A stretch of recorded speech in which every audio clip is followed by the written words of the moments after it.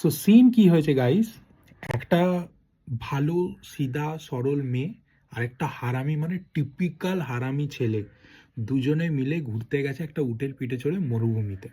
So মরুভূমিতে ঘুরতে ঘুরতে না পাচ্ছে জল, শুরু হয়ে গেছে তার মধ্যে বালুর ঝড়। সো এই করে যে উটের পিঠে গেছিল উটটা মারা গেছে, আর এরাও জল পাচ্ছে না কোথাও, এরম করে 2 দিন হয়ে গেছে যে জল ফল কিছু পাচ্ছে না। তো মানে একদম মরবে মরবে অবস্থা, পুরো খতম একদম, মানে আর বাঁচবে না, পুরো খতম। শুনশান জায়গা, হারামি ছেলে। তো মেয়েটাকে বলছে যে দেখো আমরা তো মরেই যাব, তো তুমি আমাকে তোমার ওপরটা একবার দেখিয়ে দাও।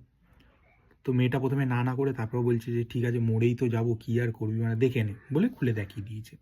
তো ছেলেটা তো বানা হারামি, ওপরটা দেখেও হয়নি, এবার বলছে তাহলে নিচেরটাও দেখাও। তোমার নিচেরটা দেখিয়েছে। এবার ছেলেটা বলছে ঠিক আছে তুমি যখন এত দেখিয়েছো তাহলে আমিও আমার নিচেরটা দেখাচ্ছি, বলে ছেলেটাও খুলে দেখিয়েছে। দেখেছে, দেখার পর ছেলেটা কি বলছে, বলছে যে এইটার মধ্যে এমন একটা জাদুই ক্ষমতা আছে আমার এইটার মধ্যে, যেটা যদি ঠিকঠাক জায়গায় ঢোকে, ঠিকঠাক জিনিস ঠিকঠাক জায়গায় যদি ফেলে, তাহলে একটা নতুন জীবন আসতে পারে, নতুন জীবন আসতে পারে, এটা আমার একটা জাদুই পাওয়ার রয়েছে। তখন মেয়েটা খচে গিয়ে বলছে, বলে বোকাচোদা তোর বাড়ায় যদি অতই ক্ষমতা থাকে তাহলে মানে উটটাকে চুদে মানে বাঁচা, আর গুদমানি ভাই আমরা বাড়ি